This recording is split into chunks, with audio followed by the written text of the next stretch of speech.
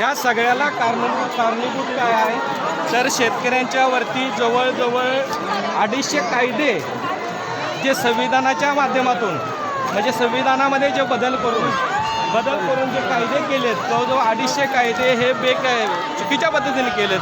त्यामुळं शेतकऱ्यांना न्याय मिळत नाही, शेतकऱ्यांना माल विकायचं स्वायत्ता नाही, शेतकऱ्यांच्या जमिनी कुठंही अधिग्रहण केल्या जातात, शेतकऱ्यांच्यावरती अत्यावश्यक वस्तू कायदा आहे.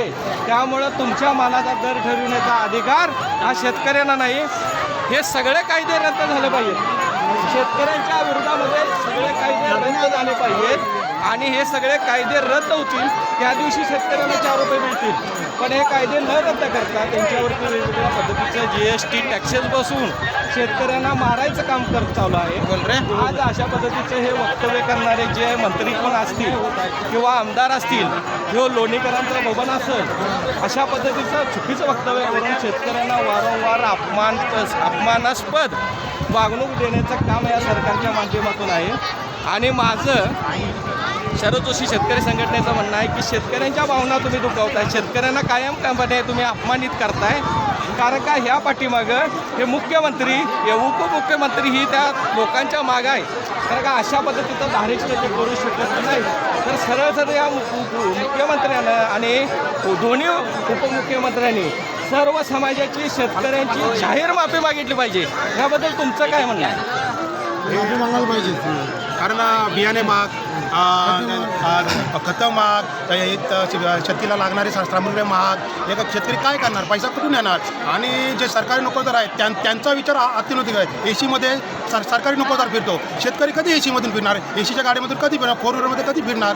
आज मुख्यमंत्री उपमुख्यमंत्री कधी विचार करत नाही. कोणताही शेतकऱ्याची मुले आत्महत्या करतात, मुलं आत्महत्या करतात, शेतकरी आत्महत्या करतात. याला जबाबदार कोण? अतिशय आज लाईट बिलामध्ये वाढ झाली, प्रत्येक गोष्टीमध्ये महागाईमध्ये वाढ झाली, पण शेतकऱ्याच्या मालामध्ये वाढ होत नाही.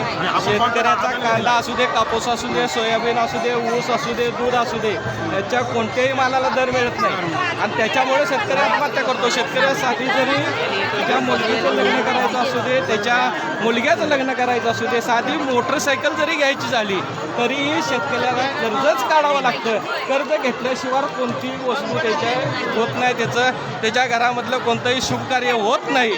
आज जर बघितलं तर आमच्या शेतकऱ्यांच्या घरामध्ये अशी परिस्थिती की आमच्या मुलांना कोणी मुली द्यायला तयार नाही. आणि आजची पिढी जी आहे, आजची पिढी जर बघितलं तर कुणाच्याही शेतकऱ्यांना सांगावं की माझा मुलगा शेतामध्ये काम करायला तयार आहे. तर जवळजवळ आजची परिस्थिती अशी आहे की 90% शेतकऱ्यांची मुलं शेतामध्ये राबायला तयार नाहीत. ती MIDCमध्ये जातील, हमालीसाठी जातील, 10,000 15,000 पगारासाठी जातील. कारण का मानसिकता बदलत निघाली.